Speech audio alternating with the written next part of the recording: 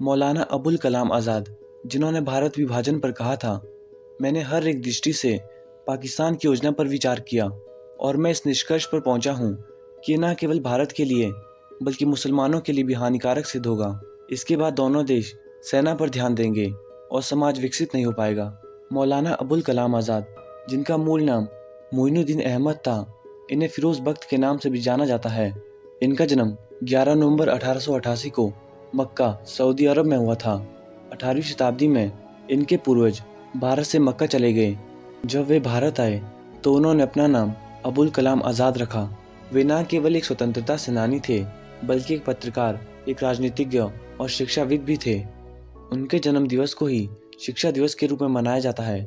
हिंदू मुस्लिम एकता के लिए उन्होंने बहुत से काम भी किए। 1912 में उन्होंने अल हिलाल नाम से उर्दू में एक साप्ताहिक पत्रिका की शुरुआत की। इस मैगजीन में उन्होंने अंग्रेज़ों के विरुद्ध लिखना शुरू किया। अंग्रेज़ सरकार ने 1914 में इस पर प्रतिबंध लगा दिया। इसके अगले वर्ष 1915 में कलाम ने एक अन्य साप्ताहिक पत्रिका अल बगल की शुरुआत की, लेकिन अंग्रेज़ सरकार ने 1916 में इस पर प्रतिबंध लगा दिया और उन्हें कलकत्ता से बिहार भेज दिया गया। बिहार में कलाम 1920 तक रहे। 1920 में वे कांग्रेस में शामिल हुए और 1923 में 35 वर्ष की उम्र में कलाम को कांग्रेस के दिल्ली अधिवेशन का अध्यक्ष बनाया गया और वे कांग्रेस की अध्यक्षता करने वाले सबसे कम उम्र के व्यक्ति बने। इसके बाद 1940 में अबुल कलाम ने कांग्रेस के रामगढ़ अधिवेशन की अध्यक्षता की और 1945 तक कांग्रेस के अध्यक्ष बने रहे। अबुल कलाम आज़ाद एक शिक्षाविद भी थे। वे पश्चिमी शिक्षा के विरोधी नहीं थे। वे मानते थे कि भारतीय शिक्षा के साथ पश्चिमी शिक्षा से एकता की भावना का विकास होगा। वे 1920 में अलीगढ़ में स्थापित जामिया मिलिया इस्लामिया यूनिवर्सिटी के संस्थापक सदस्यों में से एक थे। उनके द्वारा लिखी गई पुस्तकों में basic concept of Quran, India wins freedom, गुबारे खातिर और दर्श वफा है। 1947 में आज़ादी के बाद मौलाना अबुल कलाम आज़ाद भारत के पहले शिक्षा मंत्री बने और वर्ष 1958 में अपनी मृत्यु तक इस पद पर बने रहे।